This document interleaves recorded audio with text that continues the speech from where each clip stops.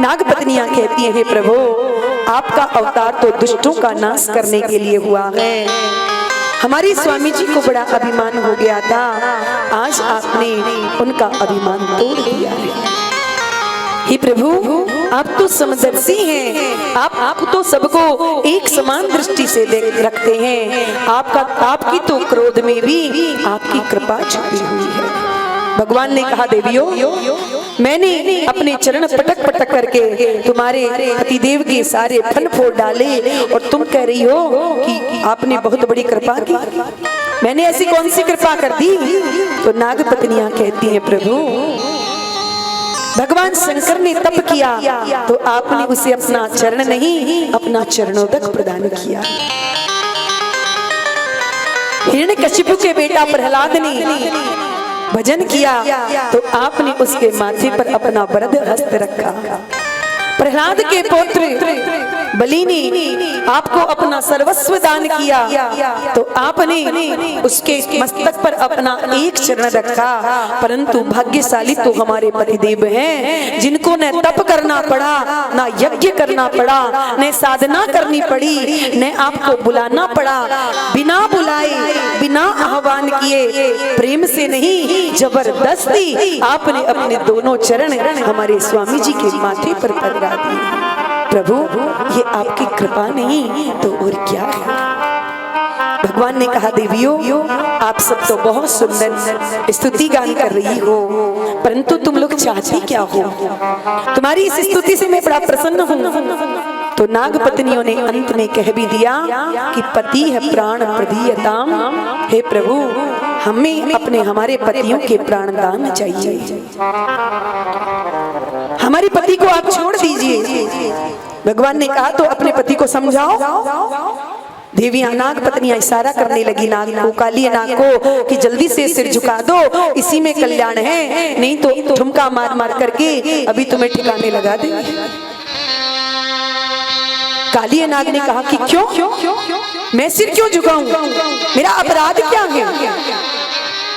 भगवान ने कहा, देवियों तुम तो स्तुति गा रही हो और इस दुष्ट को देखो, ये अभी भी अकड़ रहा है।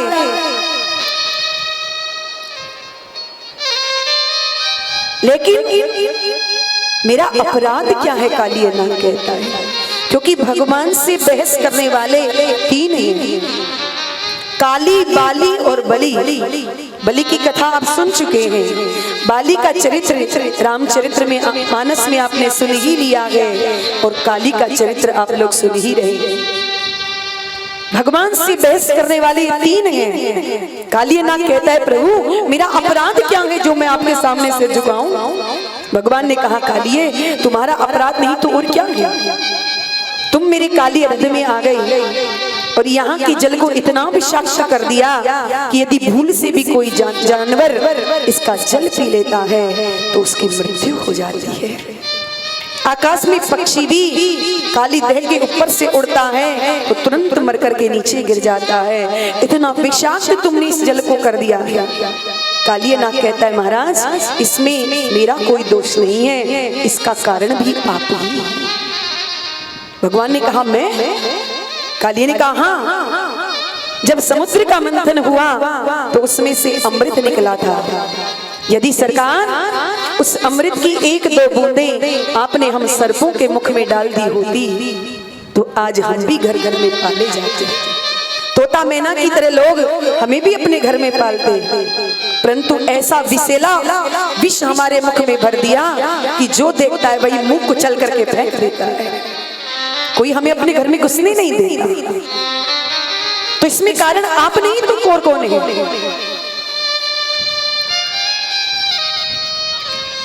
और फिर आपने हमें विष दिया है तो हम आपने हमको जो दिया है वही वस्तु तो हम आपको देंगे।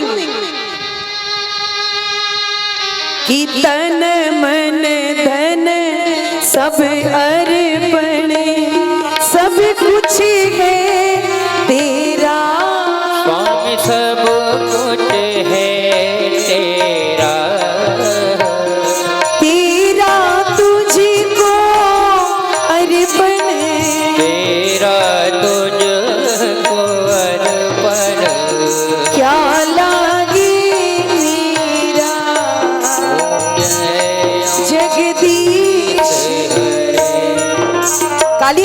कहता है प्रभु आपने यदि विष की जगह अमृत दिया होता तो आज मैं भी मुख से अमृत उड़ेल रहा होता। तो आपने जो वस्तु मुझे दी है वही वस्तु तो मैं आपको अर्पण करूंगा। अरे भाई, किसी जीव का के पास प्रकृति से जो वस्तु उसे मिली है वही तो वो आपको देगा, दूसरी कहां से लाके देगा। भगवान काली पर प्रसन्न हो गए और काली से कहते हैं, कालिए यदि हमने तुम्हारे मुख में विष भरा है तो तुम्हारे रहने के लिए स्थान भी तो तुम्हें दिया है, फिर तुम रमण दीपोत को छोड़ करके यहाँ काली देह में क्यों रहते हो। तो काली कहता है प्रभु इसमें भी कारण आप ही हैं, क्योंकि आपका जो गरुड़ है वो हम सर्पों को मार करके खा जाता है, उसी के भय से मैं काली देह में आकर के छुप करके रहता हूँ, क्योंकि गरुड़ यहाँ काली देह में नहीं आ सकता, क्योंकि गरुड़ को सोबरी मुनि का श्राप लगा हुआ है कि वो यहाँ आकर के यदि सर्पों का भक्षण करेगा तो उसकी मृत्यु हो जाएगी। भगवान ने कहा कि काली अब तुम्हारे फनों पर मेरे चरण चिन्ह लग गए हैं, अब गरुड़ तुम्हारा कुछ नहीं बिगाड़ेगा, अब तुम यहाँ से निकल करके सीधे रमणक द्वीप चले जाओ। क्योंकि कुत्ते दो प्रकार के होते हैं, फालतू और पालतू। फालतू कुत्ते पर कोई भी डंडा मसक देता है, पर पालतू कुत्ते को कोई हाथ लगा दे तो लेने के देने पड़ जाते हैं महाराज। ऐसे ही भगवान कह रहे हैं कि अब तुम्हारे फन पर मेरे चरणों का चिन्ह लग गया है, यानी कि तुम अब फालतू नहीं पालतू बन गए हो, अब गरुड़ तुम्हारा कुछ नहीं बिगाड़ेगा। और काली नाग प्रभु को अपने फनों पर लेकर के जैसे ही जमुना से बाहर निकले तब तक सबके सारे के सारे ब्रजवासियों ने आकर के चारों ओर से काली रथ को घेर लिया था। भगवान काली के फन पर बैठ करके जैसे ही बाहर आए हैं काली रथ से, मैया ने जैसे ही कन्हैया को देखा मैया दौड़ने लगी, अरे कन्हैया जल्दी से उतर जा, नहीं तो ये काली नाग तुझे खा जाएगा।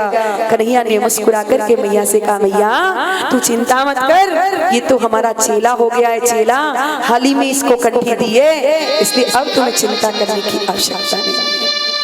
कन्हैया ने छलांग लगाई, काली दह के किनारे पर आए, काली नाग प्रभु को प्रणाम करके वहां से रमणक द्वीप चला गया। सबसे पहले दाऊजी ने आकर के श्री कृष्ण को अपने हृदय से लगाया है, क्योंकि श्री कृष्ण ने काली का स्पर्श किया था और विष को विष ही मारता है, इसलिए दाऊजी महाराज है शेषनाग और वो है काली नाग। तो काली नाग के विष से शेषनाग ही बचा सकता है, इसलिए शेषनाग श्री दाऊजी महाराज ने कृष्ण को अपने हृदय से लगा करके जो कुछ थोड़ा बहुत भी विष लगा हुआ था उसे अपने भीतर ग्रहण कर लिया। फिर कृष्ण मैया से बाबा से सबसे मिले हैं, पर आज रात्रि भर विश्राम काली दह पर ही किया है। रात को सब सो गए, अकस्मात वहां पर आग लग गई, सब ब्रजवासी चिल्लाने लगे, अरे कन्हैया इस आग से हमें बचाओ। कन्हैया ने सब ब्रजवासियों के देखते देखते उस अग्नि का पान कर लिया है, क्योंकि भगवान के मुख से दो लोगों का प्राकट्य हुआ है, अग्नि और ब्राह्मण दोनों ही भगवान के मुख से प्रकट हुआ है। इसलिए हमारे वेद भगवान कहते हैं मुखादग्निर्जायतः, यदि भगवान को जैसे अग्नि में भोग लगाना, भगवान को भोग लगाना हो तो अग्नि में स्वाहा और ब्राह्मण के मुख में आहा। ब्राह्मण जब चकाचक माल खा करके पेट पर हाथ घुमा करके कहता है आहा तृप्ति हो गई, तो समझ लो कि भगवान प्रसन्न हो गए। क्योंकि भगवान से यदि पूछा जाए कि भगवान आप कौन से मुख से भोजन पाकर के प्रसन्न होते हैं, तो भगवान कहते हैं कि मेरे दो मुख हैं और इन दो मुखों से मैं भोजन प्राप्त करता हूँ, अग्नि में स्वाहा और ब्राह्मण के मुख में आहा। ब्राह्मण जब भोजन करके तृप्त हो जाता है तो भगवान उससे बड़े प्रसन्न हो जाते हैं। इसलिए भगवान ने उस अग्नि का पान किया। प्रातःकाल होते ही सब लौट करके अपने अपने घर चले गए। अब वर्षा ऋतु आई, गोचारण करते हुए भगवान जब वन में जाते हैं तो मेघमंडल उनके ऊपर छाया करते हुए चलते हैं। बरसात के बाद शरद ऋतु आई, बरसात में पानी थोड़ा मैला हो जाता है, पर शरद ऋतु के आते ही नदियों का जल स्वच्छ हो जाता है, सरोवरों में कमल खिल जाते हैं। सुखदेव बाबा कहते हैं, परीक्षित भगवान जब गोचारण करने के लिए वन में जाती हैं, गोपियां सब अपने घर में बैठी रहती हैं और घर में बैठी बैठी गोपियां भगवान की दिव्य झांकी का चिंतन करती रहती हैं कि बरहात पीड़म नटवरे वपुः कर्णयो कर्णिकारम बिभ्रद्वासं कनक कपिसं वैजयन्तीं चिमालां रन्ध्रान् वीणो रधर सुदिया पूरयन् गोप वृन्दै वृन्दारण्यं स्वपदरमणं प्राविशद गीत कीर्तिः। कन्हैया जब बंसी बजाते हुए गायों को चराते हुए जब वृंदावरण्य में प्रवेश करते हैं, ग्वाले निरंतर उनकी कीर्ति का बखान करते हुए जाते हैं।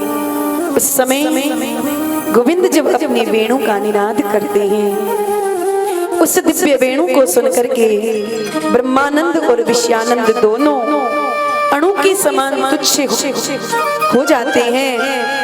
और उस वेणु को जब गोपियां बैठ करके अपने घर में सुनती हैं तो दीवानी हो जाती है। गोपियों को यदि सबसे ज्यादा जलन होती है तो इस बांसुरी से होती है कि बांसुरी हमारी सौत है, सौत जब देखो तब कन्हैया के अधरों से लगी रहती है और हमारे प्यारे भी इसे एक क्षण भी अपने अधर से अलग नहीं करते। परंतु ये वेणु है क्या? कौन है ये वेणु? साक्षात भगवान शंकर ही बांस बनकर के ब्रज में प्रकट हुए, क्योंकि राम अवतार में तो हनुमान बनकर के उन्होंने भगवान की खूब सेवा की, पर कृष्ण अवतार में भगवान रुद्र ही वेणु बनकर के आए हैं। वंशस्य भगवान रुद्रः, और वेणु बनकर के भगवान शिव ने भगवान कृष्ण की बड़ी सेवा की। हर समय गोविंद अपने कर कमलों में का आश्रय दे करके उस वेणु को सदा अपने अधरों का तकिया लगा करके वेणु का निनाद किया करते। गोपियों को इससे बड़ी जलन होती है। प्रभु ने 2 बार ब्रज में वेणु बजाई, एक बार वेणु बजाई तो सर्वभूत मनोहरा 84 कोस ब्रजमंडल में रहने वाले जितने ब्रजवासी थे सबको वो वेणु सुनाई पड़ी। पर दूसरी बार जो वेणु बजाई वो वेणु केवल गोपियों ने सुनी, जिन गोपियों का चीर हरण करके प्रभु ने उन्हें रास में आने का निमंत्रण दे दिया। वेणु का विस्तार से वर्णन हम लोग कल करेंगे, अभी समय सीमा कम है और हमें अभी गिरिराज बाबा का पूजन करना है। हेमंत का प्रथम मास जब प्रारंभ हुआ, ब्रज की गोपियां 4 बजे, सर्दी का समय है, 4 बजे हेमंत मास में उठ करके जमुना में निर्वस्त्र होकर के स्नान करती हैं और जमुना की नव का कोमल बालुकम से ही माँ कात्यायनी की मूर्ति बना करके षोडशोपचार विधि से माँ कात्यायनी का पूजन करती हैं और वरदान मांगती हैं। कात्यायनी महामाये महायोगिन्यधीश्वरी नंद गोप सुतम देवी पत्तिम में कुरुते नमः। जिन कन्याओं का विवाह ना होता हो वो माँ गौरी का पूजन करके इसी मंत्र का अनुष्ठान करें तो शीघ्र ही उनका विवाह हो जाता है। ये ब्रज मामाओं ने प्रत्यक्ष करके दिखाया है, ये प्रमाण है। भगवान ने सोचा कि गोपियां माँ गौरी का पूजन तो करती हैं, बड़ी अच्छी बात है, पर उनका जो स्नान करने का तरीका है वो बिल्कुल गलत है। क्योंकि जलाशय में कभी भी निर्वस्त्र होकर के स्नान नहीं करना चाहिए। क्योंकि जलाशय में यदि हम निर्वस्त्र होकर के स्नान करते हैं तो इससे जल के देवता जो वरुण हैं उनका अपमान हो जाता है। लौकिक और धार्मिक दोनों पाप हमसे बनते हैं। क्योंकि धार्मिक पाप तो ये है कि जल के देवता हैं वरुण और हम वस्त्र उतार करके निर्वस्त्र होकर के यदि नदी सरोवर में स्नान करते हैं तो इससे जल के देवता का अपमान होता है। और लौकिक अपराध ये है कि मान लो कि हम वस्त्र उतार करके निर्वस्त्र होकर के जल में प्रविष्ट हो गए और कोई मन चला पुरुष तुम्हारे वस्त्र उठा करके ले गया तो फिर घर कैसे जाओगे? इसलिए किसी भी, ये स्त्रियों के लिए नियम नहीं है, स्त्री हो चाहे पुरुष, किसी को भी जलाशय में निर्वस्त्र होकर के कभी स्नान नहीं करना चाहिए। भगवान ने सोचा कि गोपियां निर्वस्त्र होकर के जमुना जल 4 बजे आती हैं, अपने अपने वस्त्र उतार करके जमुना के किनारे रख देती हैं और जल में प्रविष्ट होकर घंटों स्नान करती हैं। फिर जल से निकल करके कात्यायनी का पूजन करती हैं और फिर घर चली जाती हैं। भगवान ने सोचा ये ठीक नहीं है, ये गलत हो रहा है और इन गोपियों को सद उपदेश देने के लिए ही आज भगवान इतने सवेरे सवेरे चोर कहां से आएगा? तो दूसरी कहती है मुझे लगता है कि कोई बंदर हमारे वस्त्रों को उठा के ले गया। परंतु बंदर तो वहां एक भी नहीं था। जब गोपियों ने दृष्टि उठा करके ऊपर की ओर देखा तो कदम के वृक्ष पर बंदर तो नहीं था, परंतु वानराधीश भगवान श्री कृष्ण बैठे हुए थे। जब कन्हैया को देखा कि वस्त्र लेकर के बैठे हैं, गोपियों ने कन्हैया से कहा, रे कन्हैया हमारे वस्त्रों को हमें लौटा दो। कन्हैया ने कहा कहाँ है तुम्हारे वस्त्र? बोले तुम्हारे पास है। गोविंद कहते हैं कि जैसे तुम जमुना जी में गई थी स्नान करने, वैसे ही जमुना से बाहर आ जाओ, वस्त्रों का क्या करोगी? गोपियों ने कहा कि बिना वस्त्रों के बाहर कैसे आए हम बाहर? अरे बाहर आने के योग्य होती तो आ जाती, तुम हमारे वस्त्र दे दो तो हम पहन करके बाहर आ जाएंगी। कन्हैया ने कहा तो गई भी तो थी जमुना में तुम। गोपियां कहती कि उस समय यहाँ कोई नहीं था। भगवान ने कहा गलत, ये तुम्हारा भ्रम है कि उस समय यहाँ कोई नहीं था। अरे मैं तो कण कण में निवास करता हूँ, तो मैं तो उस समय भी था और अभी भी हूँ। तो गोपियां कहती हैं देख कन्हैया तू हमारे वस्त्रों को हमें लौटा दे, नहीं तो हम जाकर के महाराज कंस से तेरी शिकायत कर दें। कन्हैया कहते हैं तो पहले एक काम करो कि तुम जाकर के पहले एक शिकायत ही कराओ, फिर आकर के वस्त्र ले लेना। तो गोपियां कहती हैं लाला एक दूसरे से चर्चा कर रही है गोपियां, सखी तूने कह तो दिया कि कंस से जाकर के शिकायत करेंगी, पर जाएगी कैसे? तेरे पास वस्त्र तो है नहीं, तो बिना वस्त्र पहने तू जाएगी कैसे? तो तुरंत गोपियों का भाव बदला और हाथ जोड़ करके कृष्ण से कहती है अरे कन्हैया हम तेरे चरणों की दासी हैं, तू हमारे वस्त्रों को हमें लौटा दे। श्याम सुंदर ते दास्यम करवाम तवोदितम देही वासांसि धर्मज्ञ है नोचे दिलाके ब्रुवाम है। अरे कन्हैया हम तेरे चरणों की जन्म जन्म की दासी हैं, तू हमारे वस्त्रों को हमें लौटा दे। कन्हैया ने कहा भवत्यो यदि मे दास्यो, यदि तुम मेरी दासी हो तो मेरा कहना मानो, एक एक करके आ जाओ और अपने वस्त्र ले जाओ। गोपियों ने अपने अपने हाथ उठाए, एक एक करके बाहर आई। गोविंद ने उनके वस्त्र उन्हें लौटा दिए, उन्होंने वस्त्र पहने। पर कन्हैया ने कहा देवियों तुम सब माँ कात्यायनी का पूजन करती हो, मैं बड़ा प्रसन्न हूँ और मैं जानता भी हूँ तुम किस लिए कर रही हो, परंतु तुम्हारा जो ये स्नान करने का तरीका है ये बिल्कुल गलत है, तुम्हें ऐसा नहीं करना चाहिए। पर यहाँ पर एक प्रश्न उठता है। परीक्षित ने सुखदेव जी महाराज से पूछा कि भगवान ने गोपियों का चीरहरण क्यों किया, उन्हें ऐसा नहीं करना चाहिए। और फिर गोपियों को यदि वस्त्र पहले ही भगवान दे रहे थे तो फिर उन्होंने इतना विवाद क्यों किया? तो कहते हैं ये गोपियां कोई साधारण गोपियां नहीं हैं, और भगवान कृष्ण तो साक्षात परमेश्वर हैं। भक्त और भगवान के बीच में कोई पर्दा नहीं होता है। ये जो वस्त्र पहने हुए हैं ये तो केवल एक माया का आवरण है। जिस दिन ये माया का आवरण दूर हो जाएगा उस दिन जीव और ईश्वर का मिलन हो जाएगा।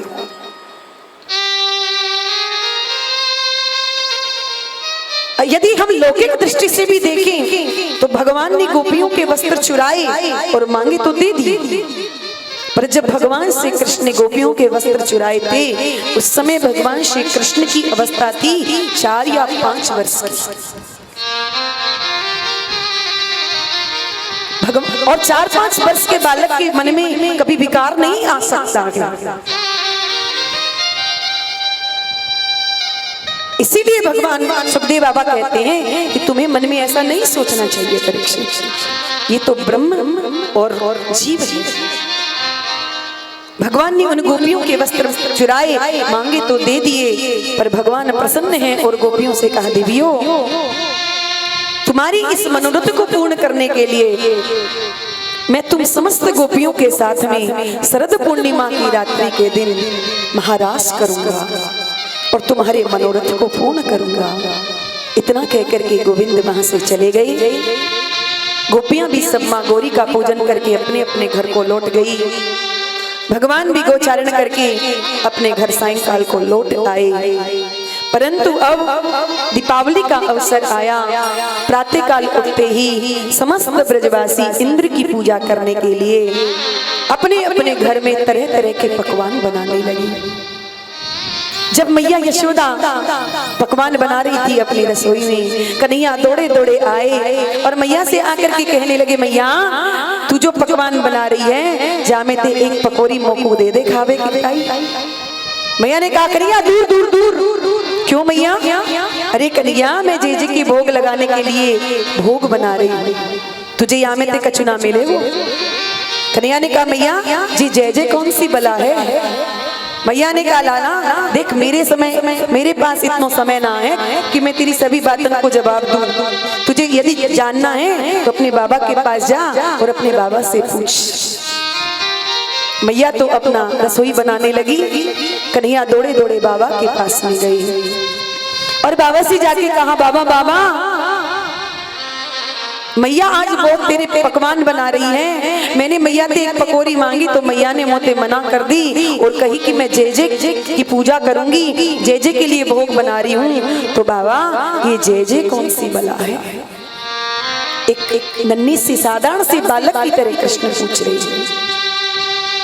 बाबा ने कन्हैया को समझाने लगी कि परजन्यो भगवान इंद्रो मेघास्तस्यात्म मूर्तये ते भी वर्षन्ति भूतानां प्रीणनं जीवनं पयः।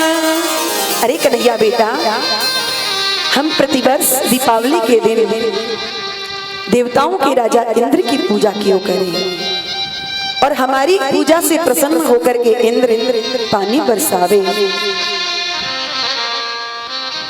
अब पानी बरसेगो तभी तो हमारी गायें हरी हरी घास चरेंगी, मनो दूध देंगी, तो दूध दही सब होगा। और जब गायें चरेंगी नहीं, वर्षा होगी नहीं, तो हम सबको भूखा मरना पड़ेगा। कन्हैया ने कहा अच्छा बाबा तो पूजा ना होगी तो इंद्र पानी ना बरसाएगो। नंद बाबा चक्कर में पड़ गए और कन्हैया से कहने लगे कन्हैया तू तो तेरे मन की बात बता कि तू कहाँ चाहते हो।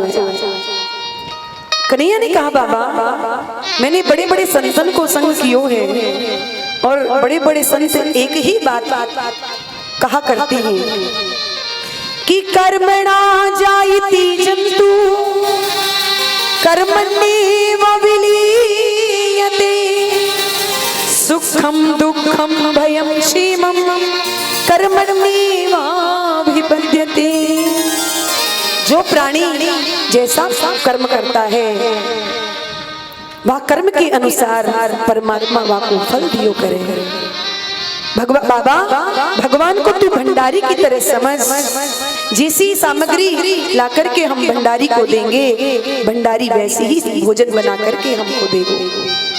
भंडारी को देंगे लेंगे कुछ नहीं, और भंडारी से कहेंगे कि बढ़िया से खीर मालपुआ की रसोई बना करके हमें जिमा, तो भंडारी कहाँ से बना के देगो बाबा।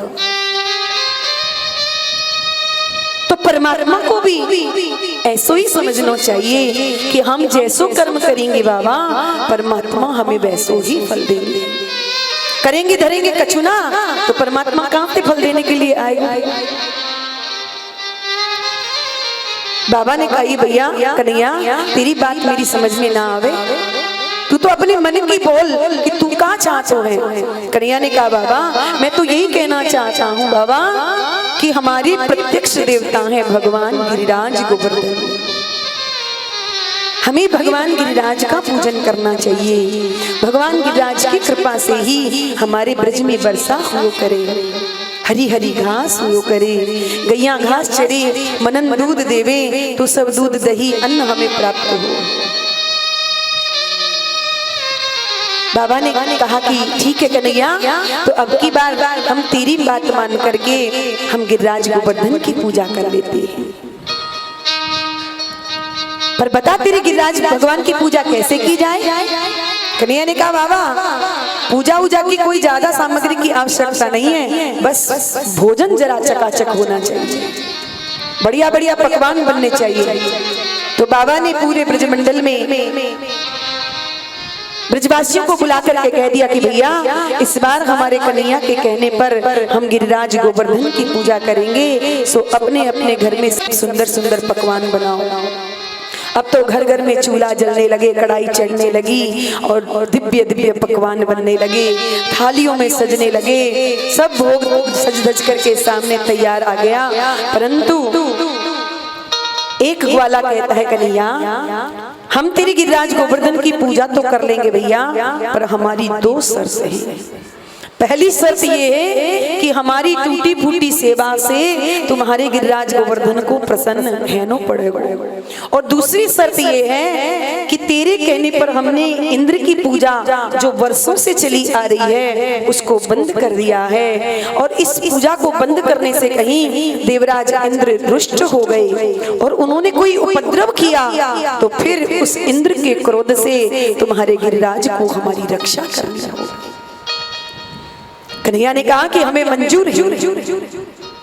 अब तो सब ब्रजवासी सब प्रसन्न है गए और घर घर में पकवान बन के थालियों में सज के आ गए हैं। कचौरी पकौड़ी समोसा रबड़ी मालपुआ सारे पकवान बन करके सब ब्रजवासी ले आए हैं। अपनी अपनी बैलगाड़ियों में सब भोग की सामग्री सजा ली है और समस्त ब्रजवासियों को साथ लेकर के सांडिल्य मुनि पूजन का थाल लेकर के आगे आगे चल रहे हैं ब्राह्मणों को लेकर के।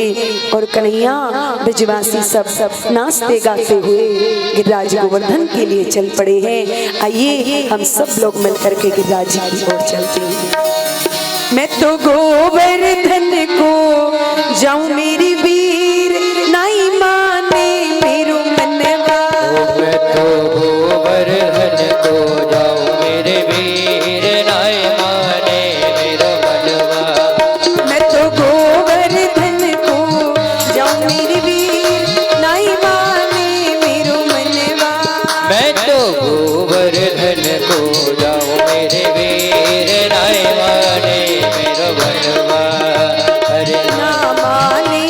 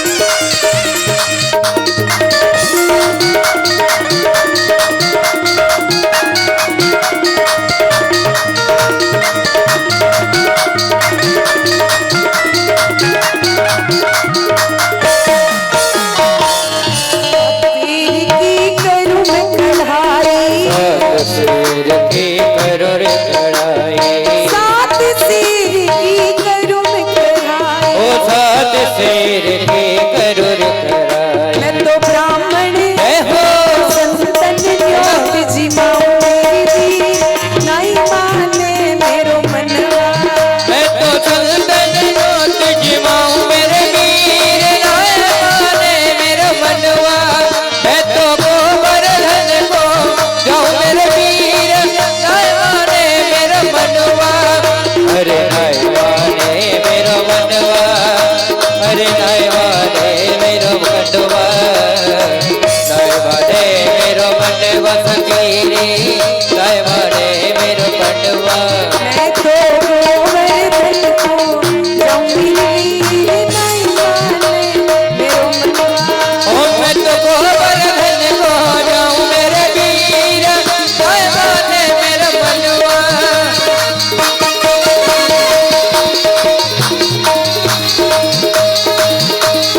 जय हो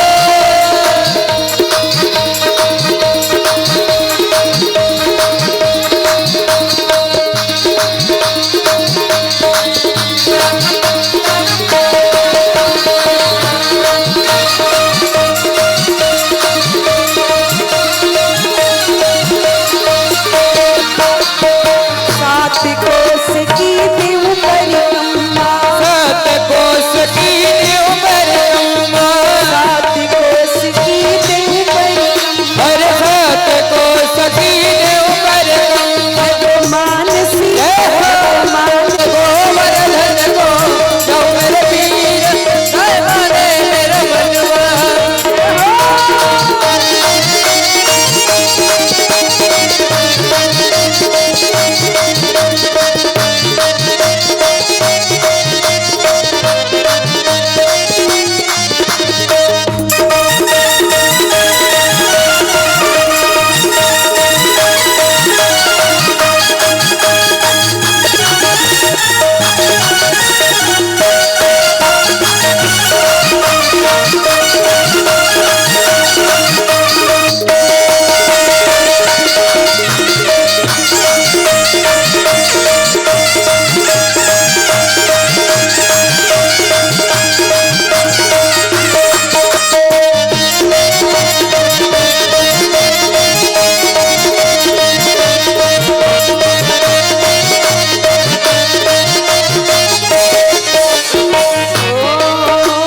श्री गिरिराज पे दूध चढ़ाऊं, हरे श्री गिरिराज पे दूध चढ़ाऊं, श्री गिरिराज पे दूध चढ़ाऊं। श्री गिरिराज पे दूध चढ़ाऊं।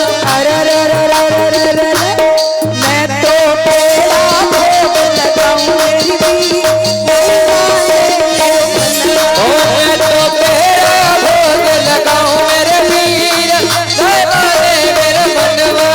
मैं तो गोवर्धन को जाऊं मेरे वीर नाय माने मेरा मनवा। अरे नाय माने मेरा मनवा सकीरे, नाय माने मेरा मनवा, नाय माने मेरा मनवा सकीरे, नाय माने मेरा मनवा। मैं तो गोवर्धन को जाऊं मेरे वीर नाय माने मेरा मनवा। मैं तो गोवर्धन को जाऊं मेरे वीर नाय माने मेरा मनवा। अरे नाय माने मेरा मनवा, अरे नाय माने मेरा मनवा।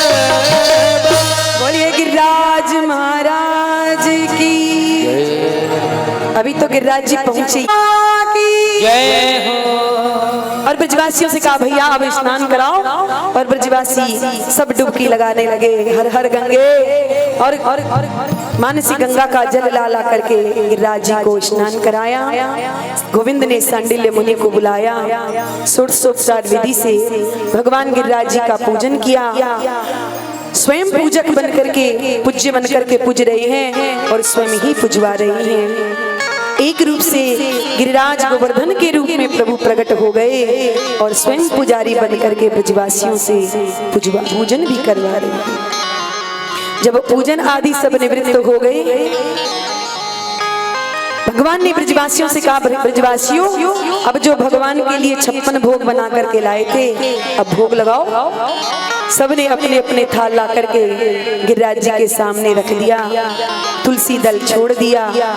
नंद बाबा ने कहा, अरे अरे ब्रजवासियों जल्दी से पर्दा डाल दो, भोग लगेगा। कन्हैया ने कहा, बाबा ये हमारो गिरिराज गोवर्धन है, यह पर्दा की आवश्यकता नहीं है, तो छोरे में ही भोग लगाएगा। तुम तो सब बस प्रेम से हाथ जोड़ करके भगवान से विनती करो कि हे प्रभु, हम जो कुछ आपके लिए लेकर के आए हैं इसे आप प्रेम से स्वीकार करो। और सब ब्रजवासी मिलकर के अब प्रभु से प्रार्थना कर रहे हैं। सबको गिरिराज जी का 56 भोग प्राप्त होगा। आरती के बाद सब लोग आरती करने के बाद अपने अपने यथास्थान पर बैठ जाएं, तो प्रसाद वितरण करने में आसानी रहेगी। क्योंकि ऊपर नीचे पड़ेंगे तो प्रसाद पैरों में गिरेगा, अपराध बन जाएगा। इसलिए सब लोग अपने स्थान पर बैठ जाएं। भगवान के भोग के बाद प्रसाद मिलेगा, आरती होगी, सब अपने अपने यथास्थान को जाएंगे। और कल भगवान के दिव्य चरित्र होंगे, जिसमें सर्वप्रथम भगवान का गोपियों के साथ महारास होगा। अक्रूर जी का वृंदावन पदार्पण, भगवान श्री कृष्ण का मथुरागमन, कंस का उद्धार, उद्धव जी का गोपियों वृंदावन में आना, और फिर भगवान का प्रथम विवाह श्री रुक्मिणी जी के साथ होगा। तो कल जितने भी माता भाई बंधु हैं, सब कल भगवान के विवाह में हम सब लोग जाएंगे। तो सब सज धज करके सुंदर सुंदर श्रृंगार करके और बारात में चलने के लिए सब तैयार होकर के आएंगे। कोई कमी ना होनी चाहिए भाई, ठाकुर जी का विवाह है। बाजा वाजा तो सब आ जाएगा माता जी, आप चिंता ना करो, बस आप तो एकदम बूढ़ी से जवान है करके आ जाइयो, तो सब आनंद ही आनंद है जाएगा। भगवान को भोग लगाते हैं और प्रार्थना करते हैं। मानूंगा मैं दाता एहसान तेरा, कान्हा खाली रे जेरा 56 भोग सजा, कान्हा खाली रे जेरा 56 भोग सजा। ओ मानूंगा मैं दाता एहसान तेरा, ओ मानूंगा मैं दाता एहसान तेरा, कान्हा खाली रे जेरा 56 भोग सजा। कान्हा खाली रे जेरा 56 भोग सजा।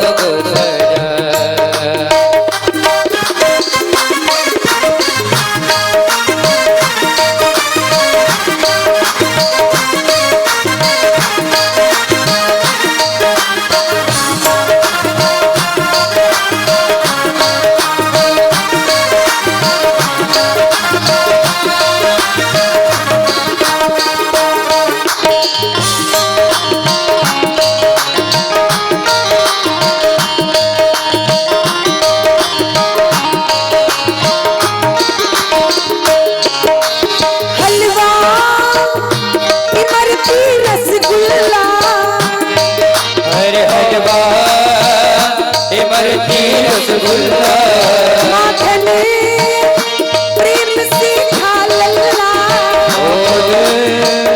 प्रेम से खा लेना, बर्फी साग बूझी बुनिया, बर्फी साग बूझी बुनिया, रबड़ी जलेबी केसरिया, रबड़ी जलेबी केसरिया, मोती चूर का लड्डू श्याम चखले जला, कान्हा खाले रे जला 56 भोग सजा। कान्हा खाले रे जला 56 भोग सजा। ओ मानूंगा मैं दाता एहसान तेरा, हो मानूंगा मैं मेरा एहसान तेरा, कान्हा खाले रे जला 56 भोग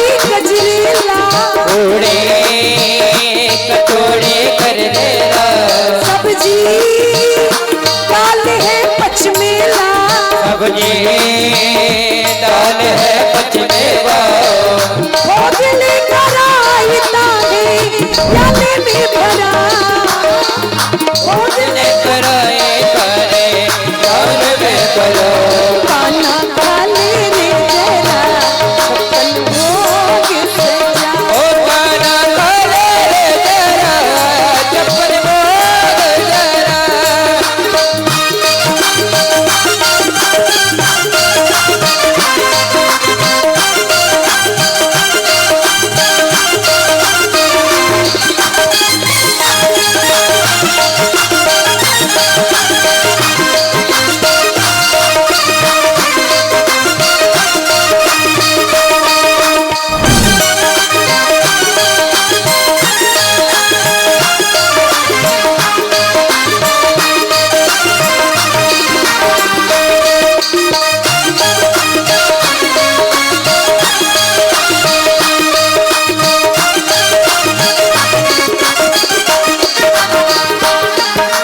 चटनी समोसा खीर दही, चटनी समोसा खीर दही, माठी पकौड़ी बालू सही, माठी पकौड़ी बालू सही, घेवर मलाई चीनी का, घेवर मलाई चीनी का, आजा मजा ले भीड़ी का, आजा मजा ले पीने का, रचना चूड़ का टाटा वाला बड़ा कुरकुरा, नचल चूड़ का बड़ा बड़ा बड़ा, खाना खा ले रे जरा छप्पन भोग सजा, ओ खाना खा ले जरा छप्पन भोग जरा।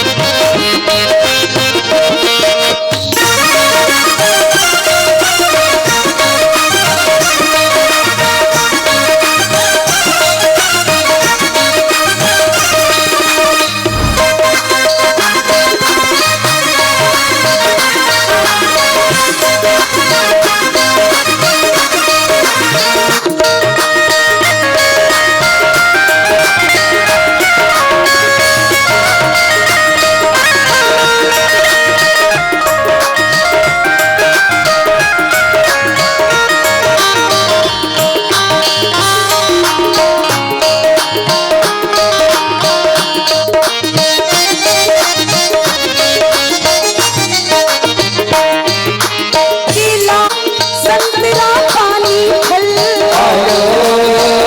संतरा पानी फल, लीची मौसमी बेदाना, लीची मौसमी बेदाना, चीकू पपीता खा जाना, नींबू पपीता ताजा, चांदी का गिलास शाम जूस से भरा, पानी का गिलास जाम जूस से भरा, खाना खा ले रे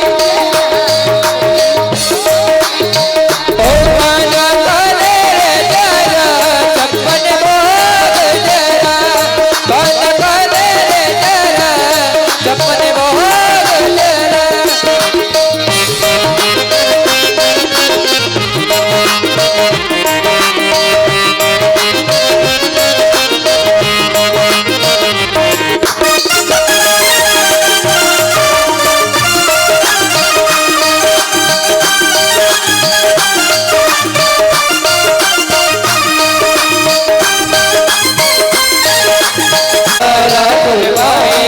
काजू अंजीर है अफगानी, वायु अजीब अपनाई, बीवी सजी है क्या तेरी,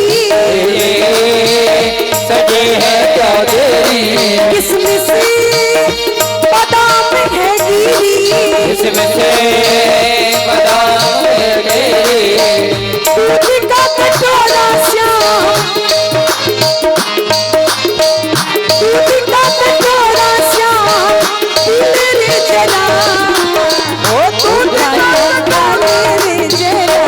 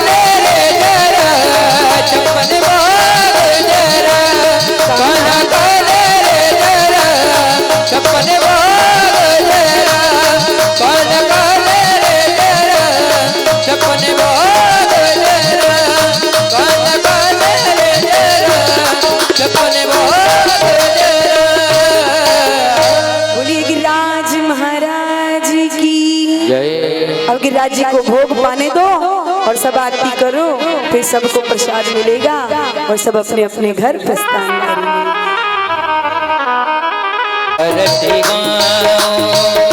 आरती गाओ प्यारे आप कर जाओ, आरती गाओ प्यारे आप कर जाओ, गिरधर तेरी आरती गाओ शिवा के बिहारे तेरी आरती गाओ, और मुकुट तेरे शीश पे शोभे, मोर मुकुट तेरे शीश पे शोभे, प्यारे बरसे मेरा मन मोहे, प्यारे बरसे मेरा मन मोहे, प्यार चले तेरे मन में बसा, हे गिरधर तेरे आरती गाओ, चरणों से निकली है गंगा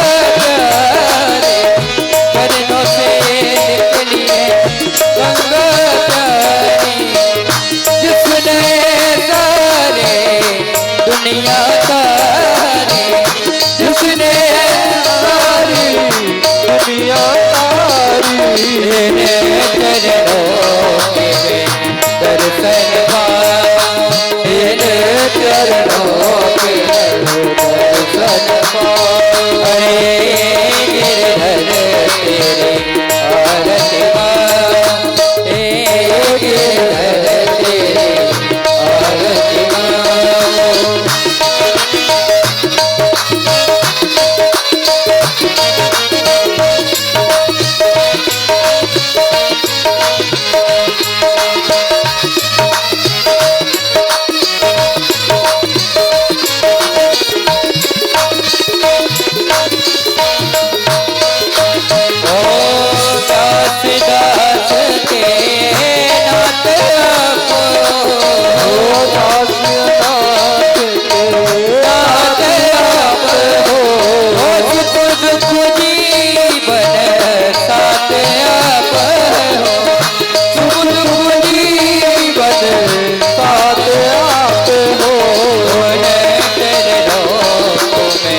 शीश झुकाओ और चरणों में शीश झुकाओ।